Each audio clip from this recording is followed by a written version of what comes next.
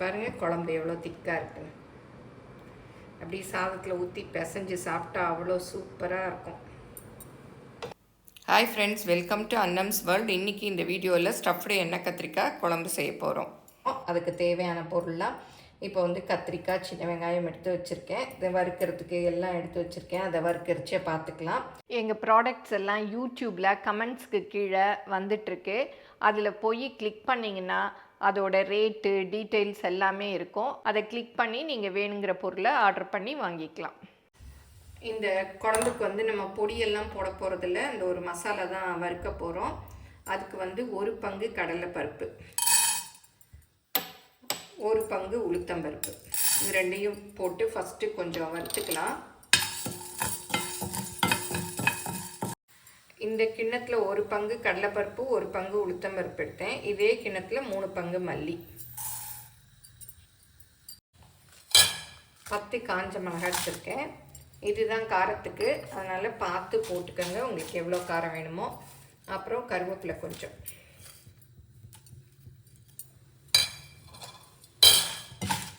எண்ணெயெல்லாம் ஊற்ற வேணாம், சும்மாவே வறுத்துக்கலாம்.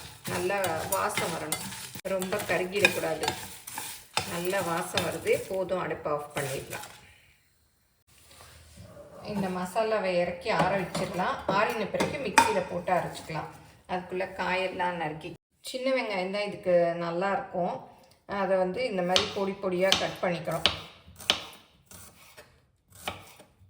நீங்கள் பெரிய வெங்காயம் இந்த மாதிரி பொடியாக கட் பண்ணி சேர்க்கறதுனாலும் சேர்த்துக்கலாம். இப்போ வெங்காயத்தெல்லாம் பொடி பொடியாக நறுக்கியாச்சு. கத்திரிக்காய் நறுக்கிக்கலாம். கத்திரிக்காயில் காம்பு கொஞ்சம் எடுத்துட்டு, இந்த பாவாடைன்னு சொல்கிறோம் இல்லையா, அதெல்லாம் இருக்கணும். இந்த மாதிரி 4ஆக கட் பண்ணிக்கணும். ரொம்ப கீழே வரையும் கட் பண்ணிடாதீங்க, அப்புறம் பிஞ்சு போயிடும். இந்த மாதிரி கட் பண்ணிக்கணும். இப்போ வெங்காயம் நறுக்கியாச்சு, கத்திரிக்காயும் நறுக்கியாச்சு. கத்திரிக்காய் கசக்காத கத்திரிக்காயை பார்த்து எடுத்துக்கோங்க. இப்போ வறுத்தோம் இல்லையா, அந்த மசாலா ஆறிடுச்சு. அதை மிக்சியில் போட்டு ரொம்ப நைஸாக அரைக்கக்கூடாது, கொஞ்சம் கரகரப்பாக அரைச்சிக்கணும். ரொம்ப நைஸாக இருக்கக்கூடாது, இந்த மாதிரி அரைச்சிக்கணும். கத்திரிக்காய்க்கு ஸ்டஃபிங் ரெடி பண்ணிடலாம். இந்த வெங்காயத்தெல்லாம் ஒரு பவுலில் போட்டுக்கலாம். நிறைய சின்ன வெங்காயம் போட்டிங்கன்னா நல்லாயிருக்கும் டேஸ்ட்டு. இதில் இப்போ அரைச்ச மசாலா இருக்கு இல்லையா, அதையும் போட்டுக்கலாம். அப்படி சூப்பராக வாசம் அடிக்குது. இந்த மசாலாவை முதல் நாளைக்கு கூட அரைச்சி வச்சுக்கிட்டிங்கன்னா மறுநாள் அப்படி காலையில் டக்குன்னு செஞ்சிடலாம். இதுக்கு உப்பு போட்டுக்கணும், தேவையான உப்பு.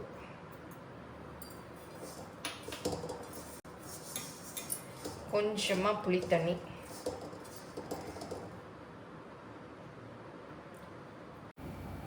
நீங்களும் சுவையாக சமைக்கணுமா, எங்கள் மசாலா பொடிகளை யூஸ் பண்ணி பாருங்கள். அதெல்லாம் வாங்கணுன்னா ஸ்க்ரீனில் வர்ற வெப்சைட்டுக்கும் வாட்ஸ்அப் நம்பருக்கும் போய் ஆர்டர் பண்ணிங்கன்னா நீங்கள் வேணுங்கிறத வாங்கிக்கலாம். நல்லா ஸ்டஃப் பண்ணுற அளவுக்கு போட்டுக்கணும். புளி கரைச்சி இந்த மாதிரி வச்சுருக்கேன். நம்ம குழம்புல ஊற்றணும். அதனால் இதிலே மொத்தமாக ஊற்றிட வேண்டாம், ஏன்னா இது ஸ்டஃபிங்க்கு தான்.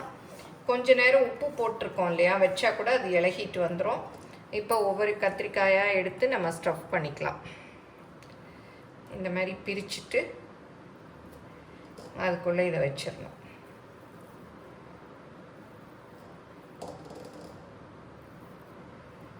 வச்சு இந்த மாதிரி ஒரு பிளேட்டில் அடுக்கி வச்சிடலாம். வெங்காயத்தை எவ்வளோ பொடியாக நறுக்க முடியுமோ அவ்வளோ பொடியாக நறுக்கிக்கங்க. இப்போ கத்திரிக்காயில் எல்லாம் ஸ்டஃப் பண்ணிட்டோம். எல்லா கத்திரிக்காயிலையும் மீதி பாருங்கள், ஸ்டஃபிங் நிறைய மீதி இருக்குது. இதை நம்ம அந்த குழம்பு செய்யறச்சே போட்டுக்கலாம். இந்த மாதிரி அகலமான ஒரு கடாய் வச்சுக்கலாம். வச்சுட்டு இதில் நல்லெண்ணெய் தான் ஊற்றுறேன். புளி குழம்புக்கெல்லாம் நல்லெண்ணெய் ஊற்றினா தான் நல்லாயிருக்கும். அதுவும் கொஞ்சம் நிறைய ஊற்றினா தான் நல்லாயிருக்கும். இதில் கடுகு கொஞ்சம் போட்டுக்கலாம். அப்புறம் சீரகம், அப்புறம் பெருங்காயம் கொஞ்சம், ஒரு 1/4 டீஸ்பூன் அளவு போட்டுக்கலாம். கடுகு நல்லா கொஞ்சம் பொரிஞ்சிருச்சு. இப்போ நம்ம கத்திரிக்காயெல்லாம் எடுத்து வச்சிடலாம். அப்படியே ஒன்று ஒன்றா எடுத்து வச்சிடலாம்.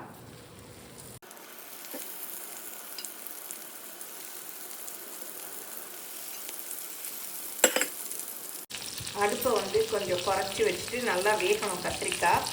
மூடியால் மூடி வேக விட்டுடலாம். இப்போ திறந்து அப்படியே லைட்டாக பரட்டி விடலாம். பாருங்கள், கலர் சேஞ்ச் ஆகிருக்கு. கொஞ்சம் கருவேப்பிலை எடுத்து வச்சுருக்கேன், அதையும் போட்டுக்கலாம். ஒரு 10 நிமிஷம் ஆயிடுச்சு.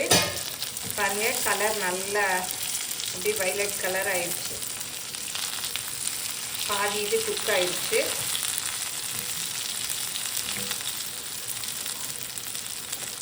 இப்போ மீதி மசாலா இருக்கு இல்லையா, அதையும் வந்து போட்டுடலாம். அப்புறம் இது கொஞ்சமாக உப்பு, ஏன்னா இப்போ புளி ஊற்ற போகிறோம். நம்ம கத்திரிக்காய் ஸ்டஃபிங்க்கு மட்டும் உப்பு போட்டிருக்கோம். இந்த புளி தண்ணியும் ஊற்றிடலாம். கொஞ்சமாக வெல்லம் எடுத்து வச்சுருக்கேன். வெல்லம் வேணும்னா போட்டுக்கங்க, இல்லாட்டி அப்படியே சும்மா கூட விட்டுக்கலாம். இப்போ நல்லா மிக்ஸ் பண்ணி விட்டுலாம். ஆனால் கத்திரிக்காய் உடஞ்சிடக்கூடாது, அப்படியே திருப்பி திருப்பி விடணும். குழம்போட கன்சிஸ்டன்சி பார்த்துக்கங்க. இது வந்து நல்லா கத்திரிக்காய் கொதி வந்து வேகிறதுக்கு இந்த தண்ணி கரெக்டாக இருக்கும். ஏன்னா கத்திரிக்காய் வந்து வேகணும், அந்த பச்சை வாசம்லாம் போகணும். இப்போ மூடி வச்சிடலாம். இப்போ திறந்து பார்க்கலாம். நல்லா கொதி வந்துட்டுருக்கு. அப்படியே மேலே எண்ணெய் தெளிஞ்சு வரும். இந்த ஸ்டேஜில் உப்பு காரம்லாம் செக் பண்ணி பார்த்துக்கங்க. எல்லாம் பர்ஃபெக்டாக சூப்பராக இருக்குது குழம்பு. நல்ல வெங்காயம்லாம் வெந்துடுச்சு. அது கொஞ்சம் கொரகொரப்பாக இருக்கிறதுனால குழம்பு அவ்வளோ நல்லா திக்காக நல்லா இருக்குது. காரம் அதிகமாகிடுச்சுன்னா கொஞ்சம் எண்ணெய் ஊற்றிக்கங்க, பத்தலைன்னா தனி மிளகா அப்படி கொஞ்சம் போட்டுக்கங்க. பாருங்க, கத்திரிக்காயெல்லாம் நல்லா வெந்துருச்சு. இதில் கொஞ்சம் 1 ஸ்பூன் அளவு எண்ணெய் ஊற்றினா நல்ல குழம்பு வாசமாக இருக்கும். இப்போ பாருங்கள், நல்லா எண்ணெய் பிரிஞ்சு வந்துருச்சு. கொஞ்சம் கருவேப்பிலை போட்டுடலாம். அப்புறம் பொடியாக நறுக்கின கொத்தமல்லி கொஞ்சம்.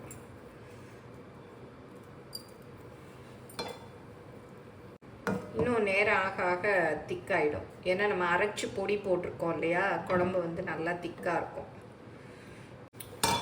இந்த குழம்புக்கு வந்து எந்த காயும் வேண்டாம். இந்த குழம்பு ஊற்றி இந்த காயை தொட்டு ஒரு அப்பளம் பொரிச்சுக்கிட்டாலே போதும், அவ்வளோ சூப்பராக இருக்கும். பாருங்கள் எவ்வளோ திக்காக இருக்குது. சுட சுட சாதம் போட்டு இந்த குழம்புல கொஞ்சம் ஊற்றி பிசைஞ்சு சாப்பிட்டா அவ்வளோ டேஸ்ட். இந்த கத்திரிக்காயோடு சேர்த்து அப்படியே ஊற்றி பாருங்கள் எவ்வளோ திக்காக இருக்குது குழம்பு.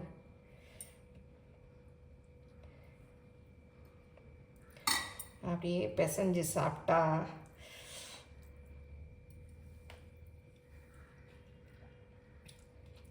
சான்ஸே இல்லை, சூப்பராக இருக்குது. நீங்களும் இந்த ஸ்டஃப்டு எண்ணெய் கத்திரிக்காய் குழம்பு செஞ்சு பாருங்கள். எப்படி வந்ததுன்னு உங்கள் கமெண்ட்ஸை சொல்லுங்கள். நீங்கள்லாம் எப்படி எண்ணெய் கத்திரிக்காய் குழம்பு செய்வீங்க அப்படிங்கிறதையும் மறக்காமல் கமெண்ட்டில் சொல்லுங்கள். பிடிச்சிருந்தால் லைக் பண்ணுங்கள், உங்கள் ஃப்ரெண்ட்ஸுக்கும் ஷேர் பண்ணுங்கள். ஃபேஸ்புக், இன்ஸ்டாகிராமில் அன்னம்ஸ் ரெசிபீஸை ஃபாலோ பண்ணுங்கள். தேங்க்யூ.